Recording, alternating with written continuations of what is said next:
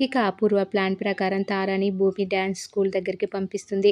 అక్కడికి వచ్చే సుధా చంద్రన్ ప్రోగ్రామ్‌ని ఎలాగైనా బ్యాడ్ చేయాలని చెప్తుంది. అందువల్ల భూమి ఇమేజ్ పోతుందని, ఆ డ్యాన్స్ స్కూల్‌కి అఫిలియేషన్ రాదని, దాంతో భూమి పిచ్చిదైపోతుందని, ఇక మీదట గగన్ వెంట తిరగదని మాటలు చెప్తూ ఉంటుంది అపూర్వ.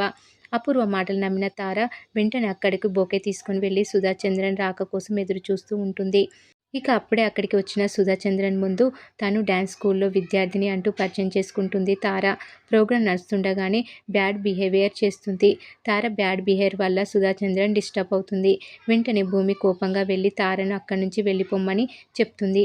తార తను వెళ్ళనని మొండికేయడంతో భూమి కోపంగా తార చెంప పగలగొడుతుంది. దీంతో తార కోపంగా నన్నే కొడతావా అంటూ ప్రశ్నించడంతో ఒక టీచర్‌గా స్టూడెంట్‌ని కొట్టే హక్కు తనకుందని భూమి చెప్పి కోపంగా తారని అక్కడి నుంచి పంపించి వేస్తుంది. ఇక తార వెళ్ళిపోయాక సుధా చంద్రన్ వెళ్ళబోతుంటే భూమి వెళ్ళి ఆపేస్తుంది.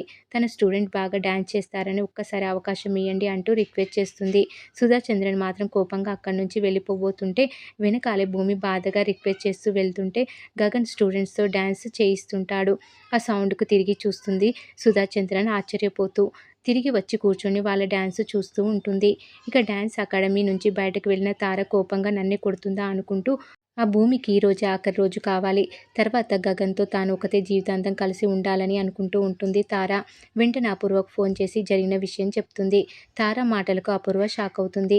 భూమి, గగన్‌ని కలిసి డాన్స్ చేస్తున్నారని చెప్పగానే అపూర్వ వాళ్ళ సంగతి తనకు వదిలేయమని, తను చూసుకుంటానని చెప్పగానే తార సరేనని కాల్ కట్ చేస్తుంది. అపూర్వ మాత్రం భూమి భలే దొరికావు నిన్ను నీ తండ్రి చేతే బయటకు గెంటిస్తాను అనుకుంటూ లోపలికెళ్ళి శరత్ చంద్ర దగ్గరికి వెళ్ళి భూమి, గగన్ డాన్స్ చేసే విషయం చెప్తుంది శరత్ చంద్రకి. ఇక అపూర్వ మాటలు వినగానే శరత్ చంద్ర కోపంగా ఏం మాట్లాడుతున్నావు అంటూ అనగానే అవును బావ, భూమి ఇప్పుడు గగన్‌తో కలిసి ఆ అకాడమీలో సరసాలాడుతుంది అంటూ చెప్పగానే శరత్ చంద్ర కోపంగా నువ్వు చెప్పేది నిజమా అని అంటాడు. నేను అబద్ధం చెప్తే నన్ను చంపే బావ అని అంటుంది అపూర్వ.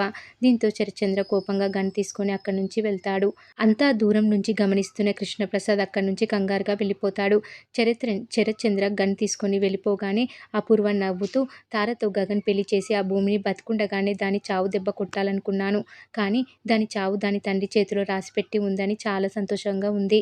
ఇప్పుడు దాన్నే కాదు బావ ఉన్న ఆవేశానికి వాళ్ళిద్దరిని చంపేస్తాడు అనుకుంటూ నవ్వుకుంటూ ఉంటుంది అపూర్వ. మరి ఏం జరగబోతుందనేది రాబోయే ఎపిసోడ్‌లో తెలుసుకుందాం.